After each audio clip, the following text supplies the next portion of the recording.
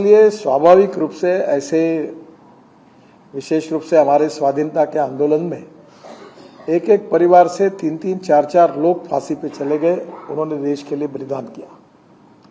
हम स्वतंत्र वीर सावरकर जी के परिवार का इतिहास जब पढ़ते हैं, मैं जब माझी जन्मठेप ये किताब पढ़ रहा था तो मेरे आंखों में आंसू थे कि देश के लिए कितना त्याग, कितने कष्ट उन्होंने सहन किए।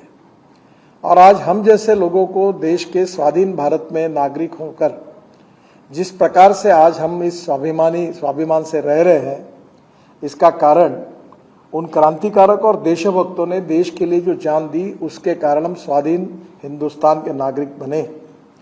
और 47 में स्वाधीनता मिलने के बाद भी जो अनेक संकट आए, कभी कश्मीर पे आए, कभी पंजाब पे आए, आतंकवादियों के संकट आए, अनेक प्रकार निरपराध लोगों की हत्याएं हुई, अनेक प्रकार के प्रश्न और समस्या से देश जूझता रहा, पर अनेकता में एकता, यही हमारी विशेषता।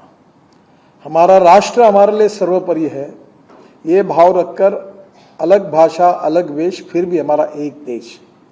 जात, पंथ, धर्म, भाषा, इसके सबसे ऊपर उठकर हमारे देश की स्वाधीनता को, हमारे देश की अखंडता को जिन लोगों के कारण आज हमको ये देखने के लिए मिलता है, उस मालिका में बहुत बड़ा श्रेय जिस परिवार को जाता है, जिस व्यक्ति को जाता है, उनमें से एक पंजाब केसरी के विजय चोपड़ा जी हैं। तो उनका त्याग, बलिदान, समर्पण, परिवार का समर्पण, छोटे छोटे ये पेपर बांटने वाले हॉकर्स तक की हत्या की गई, पत्रकारों की हत्या की। आप समझ लो 62 लोगों की हत्या होने के बाद भी न डरते हुए संकल्प करके ये पूरा अभियान राष्ट्रभक्ति का उन्होंने चलाया, कोई चिंता नहीं की, उल्टा ये कहा जो होगा सो होगा। तो मैं आपको यही कहना चाहता हूँ कि ऐसे बहुत ही महान पत्रकार, और पत्रकारी वह भी ऐसी नहीं है कि किस प्रकार से पत्रकारिता, निर्भीड़ पत्रकारिता, लोकतंत्र का चौथा स्तंभ पत्रकारिता है। और इस भाव में रखकर कभी किसी की चिंता न करते हुए अपने विचार प्रखरता के साथ लोगों के सामने रखना, जो समाज के हित में है, देश में हित में, वही रखना, उसके साथ कोई कॉम्प्रोमाइज नहीं करना, ये निर्भीड़ता के प्रतीक वो है।